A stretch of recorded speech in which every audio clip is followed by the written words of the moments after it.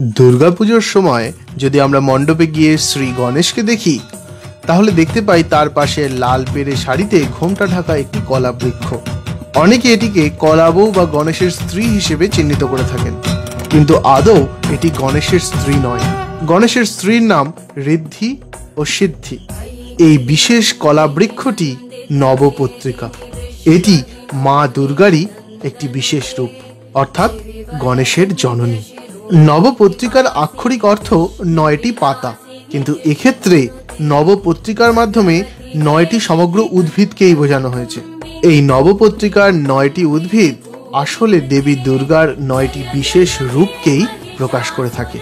যেমন কদলী অর্থাৎ কলা গাছের অধিষ্ঠাত্রী দেবী ব্রহ্মাণী, কচু গাছের অধিষ্ঠাত্রী দেবী কালিকা, হরিদ্রা গাছের অধিষ্ঠাত্রী দেবী উমা, জয়ন্তী গাছের অধিষ্ঠাত্রী দেবী কার্তিকী, বিল্ল অর্থাৎ বেল গাছের অধিষ্ঠাত্রী দেবী শিবা, দারিম্ব অর্থাৎ দারিম গাছের অধিষ্ঠাত্রী দেবী রক্তদন্তিকা, অশোক গাছের অধিষ্ঠাত্রী দেবী শোকরহিতা, মান অর্থাৎ অমলতাস গাছের অধিষ্ঠাত্রী দেবী চামুন্ডা, ধান গাছের অধিষ্ঠাত্রী দেবী লক্ষ্মী।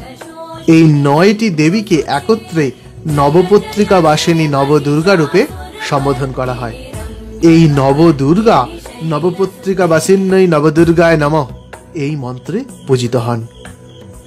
পুরাণে এই নবপত্রিকার যে উল্লেখ রয়েছে তা এইভাবে বর্ণিত আছে: রম্ভাধিষ্ঠাত্রী ব্রহ্মাণী, কচ্চাধিষ্ঠাত্রী কালিকা, হরিদ্রাধিষ্ঠাত্রী উমা, জয়ন্তাধিষ্ঠাত্রী কার্তিকী, বিল্লাধিষ্ঠাত্রী শিবা, দারিম্বাধিষ্ঠাত্রী রক্তদন্তিকা, অশোকাধিষ্ঠাত্রী শোকরহিতা, মানাধিষ্ঠাত্রী চামুন্ডা, ধান্যাধিষ্ঠাত্রী লক্ষ্মী।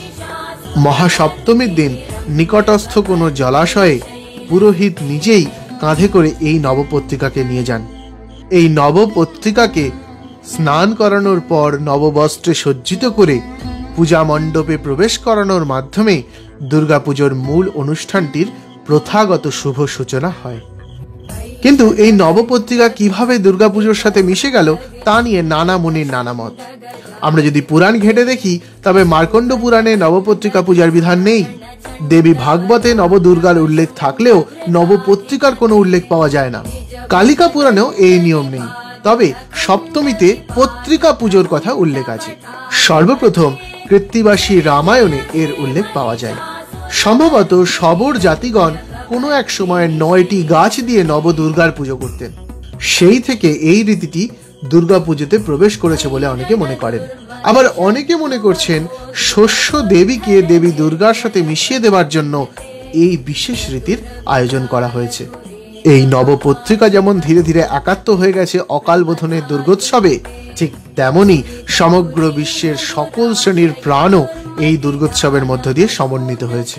একটু খেয়াল করলে দেখবেন এই দুর্গাপুজো শুধুমাত্র আমাদের একান্নবর্তী পরিবারের কথাই স্মরণ করিয়ে দেয় না, সেই সঙ্গে বিশ্ব সংসারের সকল প্রকার জৈব বৈচিত্র্যকেও একই সূত্রে আবদ্ধ করে। এই দুর্গোৎসব যেমন আমাদের সুর অসুরের নিয়তির কথা স্মরণ করিয়ে দেয়, তেমনি খাদ্য খাদক সম্পর্কে লিপ্ত থাকা প্রাণীগুলিকেও একই সঙ্গে পাশাপাশি দাঁড় করিয়ে দেয়। নবপত্রিকার ধানের সাথে সহাবস্থান করে গণেশের ইঁদুর, আর তার পাশে থাকে লক্ষ্মীর পেঁচা। মা দুর্গার হাতে থাকা সাপের পাশেই রয়েছে কার্তিকের ময়ূর। আর সিংহ এবং মহিষের অবস্থান সম্পর্কে আপনারা সকলেই তো অবগত। মহাদেব থাকেন সবার ওপরে, ছাতার মতন সমগ্র সংসারের মাথায়, কিন্তু শত বাধা বিপত্তিকে জয় করে সংসারটাকে আগলে রাখেন সেই মহিষাসুরমর্দিনী মা দুর্গাই। এই দুর্গাপুজো প্রত্যেকের ভালো কাটুক, সকলেই সারা বছরের সমস্ত দুঃখকে দূরে সরিয়ে এই কটা দিন নিষ্পাপ আনন্দে মেতে উঠুন। সকলকে টিম এক্সপ্লানেশনের পক্ষ থেকে শারদীয়ার আগাম প্রীতি শুভেচ্ছা এবং অনেকটা ভালোবাসা জানিয়ে আজকের এই ভিডিওটি শেষ করলাম। এতক্ষণ ধরে ভিডিওটি দেখার জন্য অনেক অনেক ধন্যবাদ।